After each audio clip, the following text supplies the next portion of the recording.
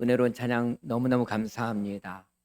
자, 오늘은 희망 세 번째 시간, 하나님의 사랑이 희망입니다 라는 제목으로 말씀을 함께 나누겠습니다. 우리 제목을 크게 한번 따라서 합시다. 하나님의 사랑이 희망입니다. 미국 서부 개척시대 이야기입니다. 금을 캐기 위하여 서부로 떠난 한 남자가 있었습니다. 그곳에 가면 반드시 금을 캘 수 있을 것이다 하는 말을 듣고 고향을 떠났습니다. 그리고 몇 달 동안 꽃갱이질을 하면서 금을 캤습니다. 그런데 아무리 땅을 파도 금이 나오지 않았습니다. 이제 점점점 지쳐가게 되었고 그만 중간에 포기하게 되었습니다. 그리고 다시금 고향으로 돌아가게 되었죠. 그런데 몇 달이 지나서 어떤 한 사람이 그 얘기를 들었습니다. 미국 서부 지역 어느 지역에 가면 금이 나온다는 이야기를 동일하게 들은 것이죠. 그도 그 얘기를 듣고 내가 반드시 금을 캐리라 하는 마음을 가지고 그곳에 가서 금을 캤습니다. 그러면서 그는 다짐하기를 금을 캘 때까지 나는 포기하지 않겠다 하는 마음을 가지고 금을 캤습니다. 그런데 앞전에 팠던 그 사람의 깊이만큼 파고 더 나아가서 금이 나올 때까지 캐니까 그 앞전에 봤던 그 깊이에서 1m 정도 더 파니까 금광이 보이는 거예요. 금을 캐게 되어서 그는 큰 부자가 되었다고 합니다. 문제는 단 1m였습니다. 처음 팠던 사람이 그 포기하지 아니하고 1m만 더 팠다고 한다면 그도 금을 캘 수 있었을 것입니다. 그런데 그 1m를 앞두고 그는 그만 포기하여서 고생만 하고 금을 발견하지 못했던 것이었죠. 여러분, 우리를 성공하게 하는 그 힘은 무엇일까요? 두 가지가 있습니다. 첫 번째가 믿음이고 두 번째가 희망입니다. 믿음은 무엇입니까? 여기를 파면 반드시 금이 나올 것이다 하는 것이 바로 믿음입니다. 희망은 무엇입니까? 나는 결국 금을 캘 것이다 하는 그 기대입니다. 이 믿음과 희망이 필요한데 그 사이를 연결하는 것이 무엇이냐? 그것이 인내라는 것입니다. 그러니까 믿음을 가지고 믿음을 붙들고 인내하며 나아가다 보면 결국은 희망을 성취하게 된다는 것입니다. 이것을 우리 교회에 적용해 봅시다.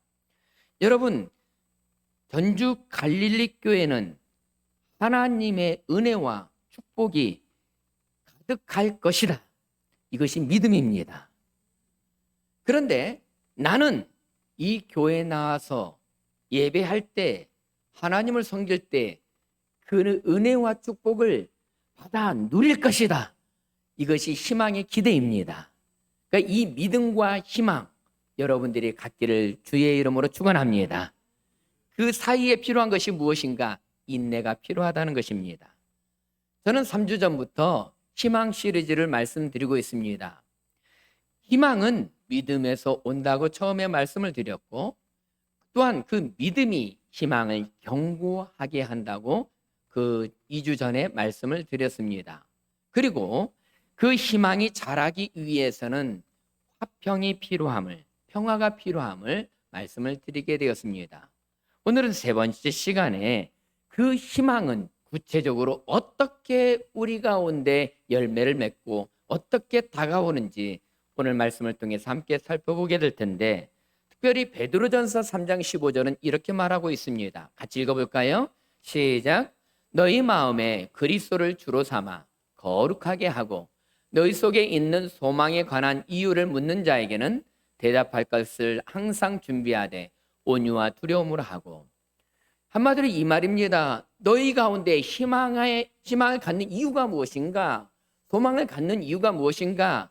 그렇다면 나는 이것이 나의 희망입니다. 이것이 나의 소망입니다. 이것을 말할 수 있어야 된다는 것입니다. 여러분, 성경은 희망에 관련된 책입니다. 그리고 교회는 희망을 주는 곳입니다. 그렇다면 우리는 예수 믿는 우리는 우리에게 희망을 어떻게 우리 가운데 주어지는지 우리가 말할 수 있어야 된다는 것입니다. 그런데 로마서에서 그 대답을 말해주고 있다는 것입니다. 우리가 갖는 이 희망은 오늘 본문을 통하여서 크게 세 가지로 다가오게 되는데, 이 말씀을 통하여서 우리 모두 은혜 받는 여러분들이 되시길 주의 이름으로 축원합니다. 여러분, 첫 번째 살펴볼 것은 희망은 믿음으로 시작된다는 것입니다. 희망이 시작되는 그 출발점이 믿음이라는 것입니다. 바울은 로마서에 있는 말씀을 통하여서 구원의 문제를 다루고 있습니다. 그래서 로마서에 있는 말씀을 살펴보면, 로마서 1장과 3장에 있는 내용을 살펴보면 구원을 방해하는 죄에 대해서 말씀하고 있습니다. 특별히 로마서 1장에 대해서는 이제 모든 이방인들의 죄가 무엇인지를 다루고 있습니다. 로마서 2장에서는 모든 유대인들의 죄를 다루고 있습니다. 로마서 3장에서는 모든 사람들의 바로 죄인임을 밝히고 있습니다. 한마디로 우리 모두는 다 죄인이라는 것입니다. 그런데 죄인인 우리는 스스로 할 수 있는 것이 아무것도 없다는 것입니다. 그래서 하나님께서는 인간 스스로 할 수 있는 것이 없기 때문에 다른 대책을 세우게 되었는데, 그 대책이 무엇인가? 하나밖에 없는 외아들 예수님을 이 땅에 보내신 것입니다. 그래서 로마서 3장 25절에서는 이렇게 말씀하고 있습니다. 이 예수를 하나님이 그의 피로써 믿음으로 말미암은 화목제물로 삼으셨으니, 하나님이 그의 아들 예수님을 통하여서 새로운 이제 방법을, 새로운 이제 대안을 제시하게 되었는데, 그의 피로써 우리가 하나님 앞에 나아갈 수 있게 되었고, 그 피로 말미암아 우리는 무엇을 얻게 되었는가? 로마서 3장 24절은 이렇게 말하고 있습니다. 그리스도 예수 안에 있는 속량으로 말미암아 하나님의 은혜로 값없이 의롭다 하심을 얻는 자 되었느니라. 우리는 모두가 다 죄인이었지만 예수 그리스도의 피로써 저와 여러분이 의롭게 되었다는 것입니다. 한마디로 죄 용서함을 받게 되었고 하나님의 자녀가 되었다는 것입니다. 자, 그렇다면 이 내용이 로마서 4장까지 내용입니다. 그리고 나서 우리가 읽은 로마서 5장에 보게 되면 예수님으로 말미암아 의롭게 된 우리는 어떤 변화가 생기게 되었는지를 로마서 5장에서는 말씀하고 있다는 것입니다. 자, 오늘 본문 이제 우리는 두 가지 변화를 갖게 되었는데, 그 첫 번째가 무엇인가? 하나님과 화평하게 되었다는 것입니다. 그 내용이 오늘 본문 1절에서 설명하고 있는데 같이 읽겠습니다. 그러므로 우리가 믿음으로 의롭다 하심을 받았으니 우리 주 예수 그리스도로 말미암아 하나님과 화평을 누리자. 자, 우리는 우리를 의롭게 하신 예수님을 믿음으로 하나님과 화평케 되었다고 말씀하고 있습니다. 하나님과의 관계가 회복되었다는 것입니다. 하나님과의 좋은 관계가 이루어지게 되었음을 말씀하고 있습니다. 여러분, 우리가 예수님을 믿어서 우리에게 찾아온 첫 번째 변화는 하나님과의 관계가 개선되었고 하나님과의 화평케 되어서 우리가 하나님을 만날 수 있게 되었다는 것입니다. 그렇다면 우리는 우리의 삶 속에서 살다 보면 관계가 좋은 사람들도 있지만 우리도 관계가 깨어진 사람도 있을 것이고 미워하는 사람을 만날 때도 있을 것이고 껄끄러운 사람도 있을 것입니다. 그런데 우리는 예수 그리스도로 말미암아 우리가 의롭게 되었던 것처럼 하나님과 화평하게 되었던 것처럼 그들과도 화평케 되어져야 된다는 것입니다.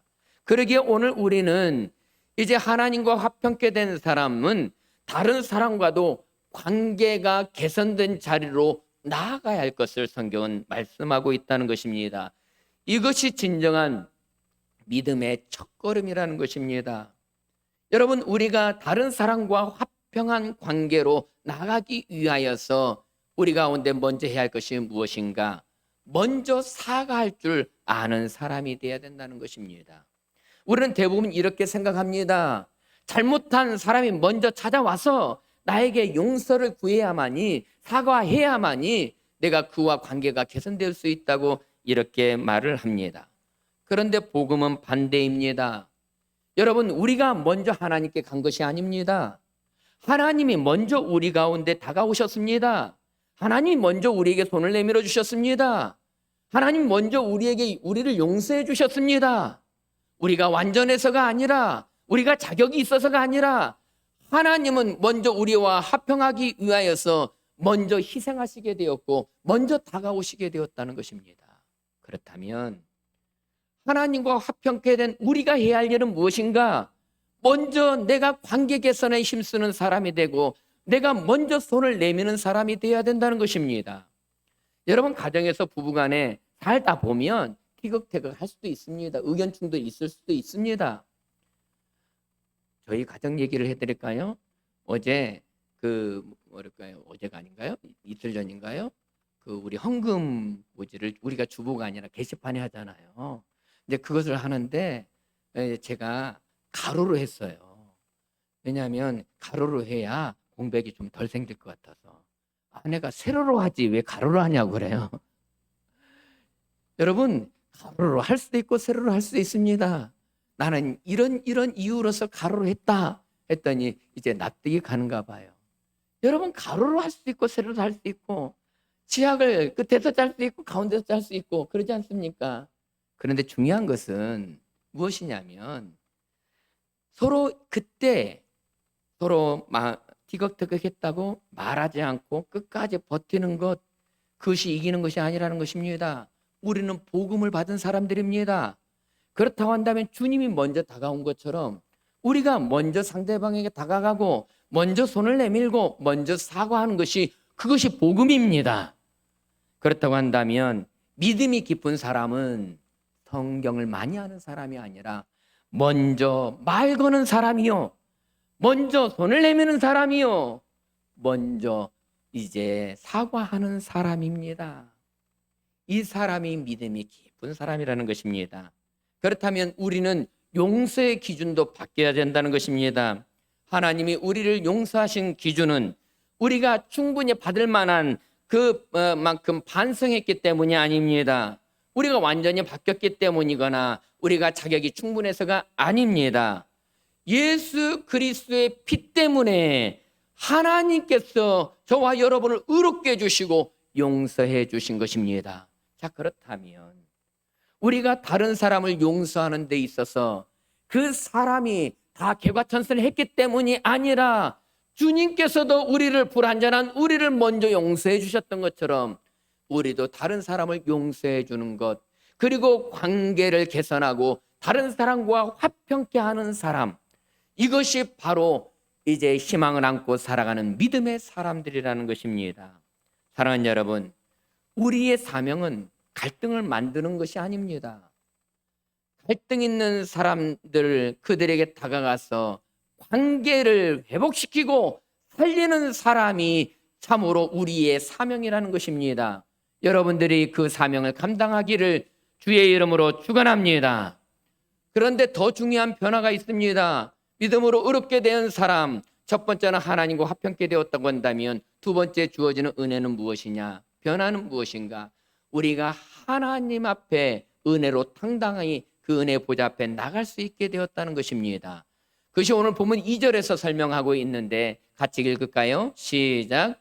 또한 그로 말미암아 우리가 믿음으로 서 있는 이 은혜에 들어감을 얻었으며 하나님의 영광을 바라고 즐거워하느니라. 여러분, 믿음으로 의롭게 된 우리가 주어진 두 번째 변화는 은혜의 보좌 앞에 나갈 수 있게 되었다는 것입니다.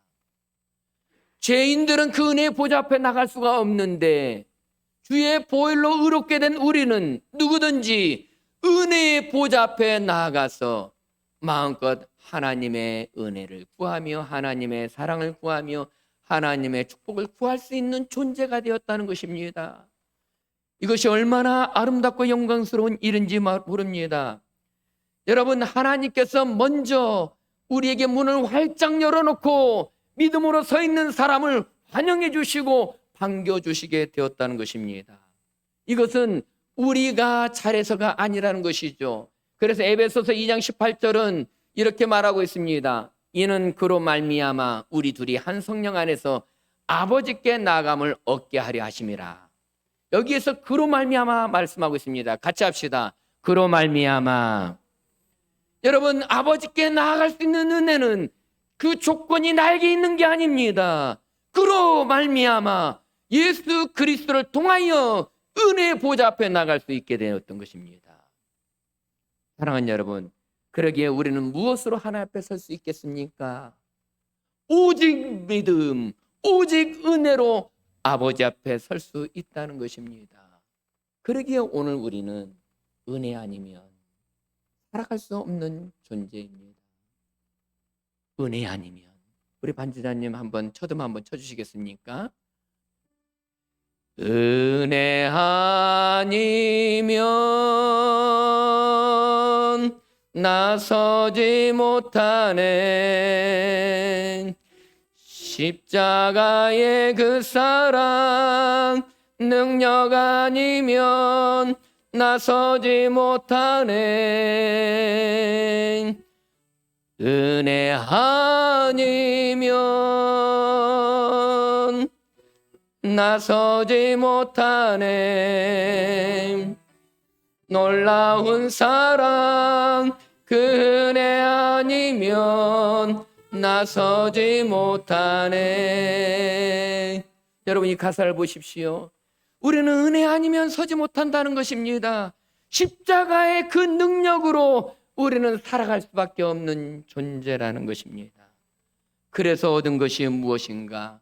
오늘 본문 로마서 5장 2절 말씀을 보시면 우리가 이 은혜에 들어감을 얻었으며 하나님의 영광을 바라고 즐거워합니다. 은혜의 보좌 앞에 나가는 자들마다 하나님의 영광을 경험하고 체험하게 된다는 것입니다.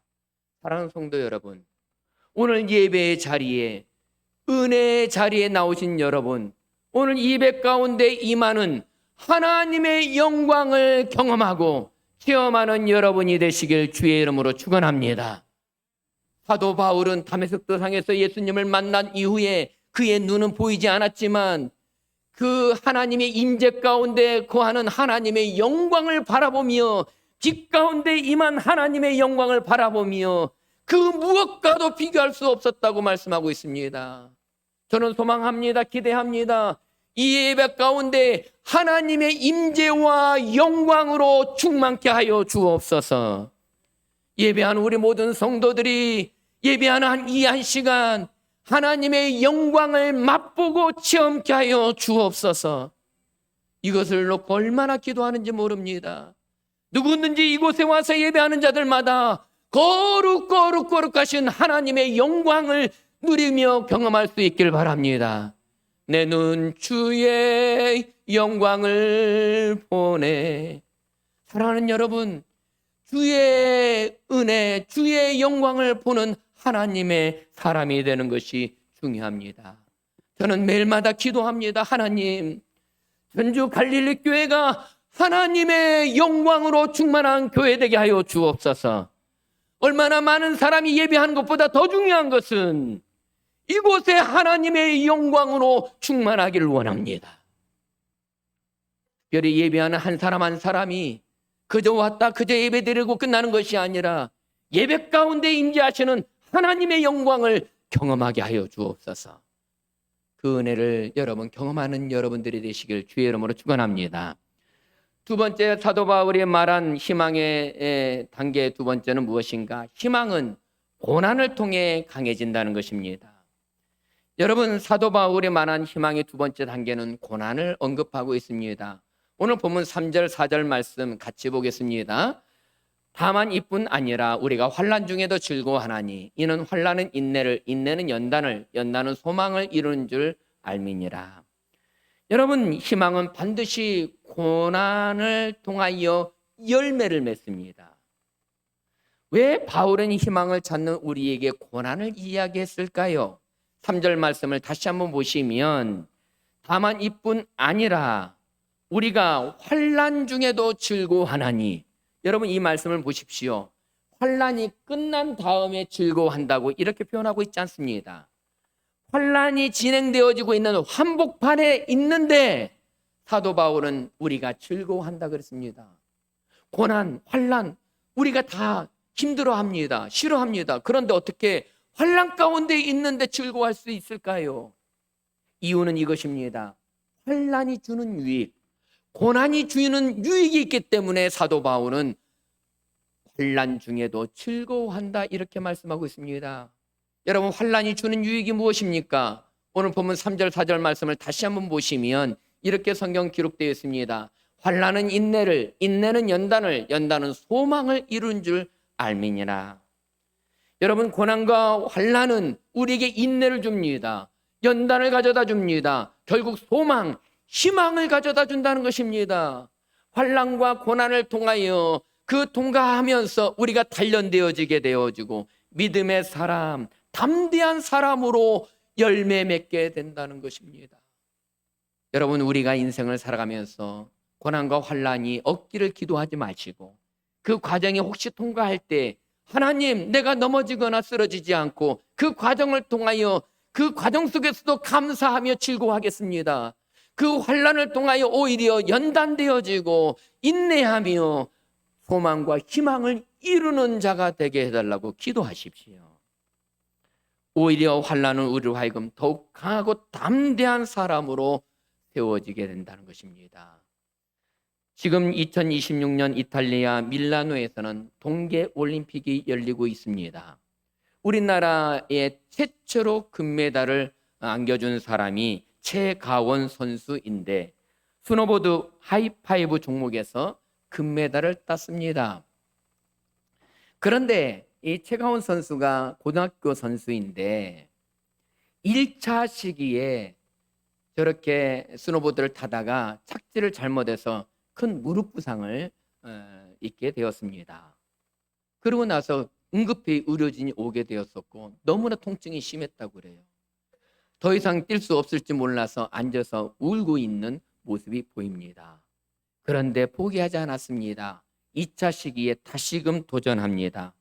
그런데 착지를 잘못해서 또 실패를 하게 되었습니다. 그때까지 성적이 전체 12명 중에 11위에 해당되었습니다. 이제 부모는 안타까운 마음으로 여기에서 포기해 그럽니다. 다른 사람도 다 끝났다고 말을 합니다. 자신도 그만 포기할까 생각을 하기도 했다고 합니다. 그런데 그는 포기하지 않고 3차 시기에 도전을 합니다. 그리하여 3차 시기에 90.25점을 얻어서 그가 금메달을 따게 되었습니다. 여러분, 최가원 선수는 넘어졌습니다. 두 번째도 넘어졌습니다. 사람들은 끝났다고 생각했습니다. 그런데 그는 포기하지 않았습니다. 마지막 시기까지 포기하지 않고 도전하게 되어 그는 결국 우리나라 최초로 금메달을 따게 되었습니다.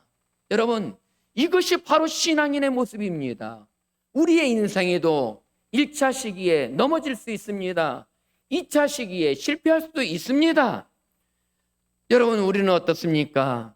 때로는 건강의 문제로 넘어지고 가정의 문제로 넘어지기도 하고 어떤 사람은 경제적인 문제로 넘어지기도 하고 어떤 사람은 관계의 문제로 넘어지기도 하고 어떤 청년들은 취업의 문제로 넘어질 때도 있습니다. 그런데 우리는 그때 종종 이렇게 생각합니다. 나는 더 이상 희망이 없다. 끝났다. 하나님이 나를 버리시는 것 같다. 이렇게 생각할 때가 있습니다. 그런데 로마서 5장은 이렇게 말하고 있습니다. 넘어짐이 끝이 아니라는 것입니다. 환난이 실패가 아니라는 것입니다. 아직 기회가 남아있다는 것입니다. 여러분, 최가원 선수는 자신의 경기력에 의해서 점수가 매겨지지만 우리는 나의 경기력만 가지고는 그것만 가지고 내세우지 않습니다. 우리에게는 하나님의 약속이 우리 앞에 기다리고 있다는 것입니다. 그러면 우리의 소망은 하나님께 있다고 한다면, 하나님이 말씀하고 있다고 한다면 결코 낙심하거나 결코 포기할 수 없다는 것입니다. 금메달은 마지막 시기가 끝난 후에 결정됩니다. 우리 인생도 지금 현재 장면으로 다 결정되어지는 것이 아닙니다. 하나님은 여전히 우리 가운데 마지막 기회가 남아있음을 말씀하고 있습니다. 지금은 과정 중에 있다는 것입니다. 아직 끝나지 않았다고 이렇게 말씀하고 있다는 것입니다. 그러기에 사랑하는 여러분, 환난 중에 결코 낙심하지 마십시오. 하나님은 넘어짐을까지도 사용하셔서 우리에게 소망을 주시는 분이십니다. 하나님은 우리가 고난을 당할 때 이기게 하시고 끝까지 희망을 주시는 하나님이시라는 것입니다. 그래서 요한복음 16장 33절은 이렇게 우리에게 말씀하고 있습니다. 세상에서는 너희가 환난을 당하나 담대하라, 내가 세상을 이겼느니라. 시편 34편 19절은 이렇게 말합니다. 의인은 고난이 많으나 여호와께서 그의 모든 고난에서 건지시는도다. 사랑하는 여러분, 우리 인생에 고난도 있고 환난도 있고 넘어질 때도 있을 것입니다. 그러나 우리에게 인내를, 연단을, 소망을 주시는 하나님 붙잡고 끝까지 도전하는 저와 여러분이 되시길 주의 이름으로 축원합니다. 마지막으로 바울이 말한 희망의 세 번째 단계는 하나님의 사랑입니다. 그 하나님의 사랑이 우리 가운데 부어진다는 것입니다. 로마서 5장 5절 말씀이 오늘 우리에게 그렇게 말하고 있는데 같이 크게 읽어봅시다. 시작. 소망이 우리를 부끄럽게 하지 아니함은 우리에게 주신 성령으로 말미암아 하나님의 사랑이 우리 마음에 부음받음이니. 여러분, 저는 말씀을 준비하면서 이 말씀이 얼마나 은혜가 되는지 하나님께 기도했습니다. 성령의 능력으로 하나님의 사랑을 부어 주옵소서. 이 교회 위에, 우리 성도들 위에 하나님의 사랑이 부어지게 하여 주옵소서. 여기서 부어진다는 것은 무엇인가요? 은혜의 소낙비가 부어진다는 말입니다. 무더운 여름에 양동이에 물을 담아서 그 양동이를 뒤집어 쓰는 것이 부어진다는 것입니다. 여러분, 여기서 부어진다는 표현을 가장 적절하게 나타내는 것이 사도행전 2장입니다. 오순절 마가다락방에 마음을 아파해 함께 기도할 때 성령의 임재가, 성령의 기름 부으심이 그곳에 부어지게 되었습니다. 그래서 사도행전 2장 13절은 이렇게 표현하고 있습니다. 말씀을 읽겠습니다. 2장 17절 말씀 보겠습니다. 하나님이 말씀하시기를 말세에 내가 내 영을 모든 육체에 부어주리니. 같이 합시다. 부어주리니. 그리고 사도행전 2장 33절에 있는 말씀도 같이 읽어봅시다. 같이 시작. 하나님이 오른손으로 예수를 높이심에 그가 약속하신 성령을 아버지께 받아서 너희가 보고 듣는 이것을 부어주셨느니라. 같이 합시다. 부어주셨느니라. 하나님의 사랑을 부어주신 하나님, 성령의 약속을 우리 가운데 부어주셨다, 이렇게 말씀하고 있습니다. 사랑하는 여러분, 부어주셨다는 말은 오버플라워, 우리 가운데 충만하게 채워주셨다는 것입니다. 하나님의 사랑과 성령의 은혜가 우리 가운데 가득 차게 되면 어떻게 됩니까? 그것이 우리 안에 흘러가게 된다는 것입니다. 우리의 가정으로 흘러갑니다. 우리의 일터로 흘러갑니다. 우리 이웃들에게 흘러갑니다. 그런데 그 하나님의 사랑이 흘러가는 곳마다, 성령의 은혜가 흘러가는 곳마다 거기에 희망이, 살아나는 역사가, 회복의 역사가 나타나게 될 줄로 믿습니다. 그러기 위해서는 우리 가운데 먼저 하나님의 사랑이 부어지고 성령으로 말미암아 하나님의 은혜가 부어지기를 기도하며 소망하는 저와 여러분이 되시길 주의 이름으로 축원합니다. 로마서 8장 39절부터 26절부터 39절까지 있는 말씀에 보면 거기에서 우리가 당하는 모든 환난, 어려움에 대해서 설명하고 있습니다. 환난이나 공고나 박해나 기근이나 적신이나 위험이나 칼이냐 쭉 나열하고 있는데 세상에 경험하는 모든 종류의 환난을 설명한 다음에 마지막 말씀 로마서 8장 37절에서는 이렇게 결론 내고 있습니다. 우리 같이 읽어볼까요? 시작. 그러나 이 모든 일에 우리를 사랑한 이로 말미암아 우리가 넉넉히 이기느니라. 하나님의 사랑이 부어지며 그 모든 것을 넉넉히 이긴다, 이렇게 말씀하고 있습니다. 사랑하는 여러분, 하나님의 사랑이 얼마나 큰지 몰라요. 우리 아버지의 사랑이 우리 가운데 부어지었다, 이렇게 말씀하고 있습니다. 하나님 아버지의 사랑을 잘 느끼게 해주는 유명한 영화가 있습니다. 버티컬 리미트라고 하는 영화인데 한 사업가가 가족들과 함께 파키스탄에 있는 K2 봉우리를 등반하는 영화입니다. 거대한 눈폭풍과 웅장한 자연 앞에 인간의 도전은 약하게만 했습니다. 그런데 이 영화의 마지막 장면에 이르면 아버지와 두 자녀가 자의를 메고 산에 오르게 되는데 위험한 사고를 당하게 됩니다. 그 갑작스러운 상황 앞에서 그 아버지는, 그 자녀들은 어떻게 하는지 우리 영화를 잠깐 하이라이트만 보도록 할까요? 한번 보여주시죠. 사랑하는 여러분, 보십시오. 아버지가 자녀를 어떻게 사랑했는지 우리 가운데 보여주고 있습니다. 자신의 생명을 주었습니다. 자식들을 살리기 위하여서 자신이 대신 내어 죽은 것입니다. 이것이 아버지의 사랑입니다. 하나님 아버지는 그의 아들 예수 그리스도를 우리 가운데 내어 주심으로 하나님의 사랑을 부어 주셨습니다. 그러기에 우리는 하나님과 화평하게 되었고 은혜의 보좌 앞에 나갈 수 있게 되었습니다. 우리가 고난과 환난을 만나지만 우리에게 넉넉히 이길 수 있는 힘과 용기를 주셨습니다. 그리고 그 하나님의 사랑으로 인하여서 우리가 이 땅에서 살아갈 수 있는 담대함을 허락하여 주셨습니다. 결코 낙심하거나 실망하지 말고 우리도 그 하나님의 사랑 때문에 날마다 믿음으로 희망을 안고 살아갈 때 그 사랑으로 인하여 하나님의 영광을 누리며 경험하며 살아가는 저와 여러분이 되시길 주님의 이름으로 축원합니다.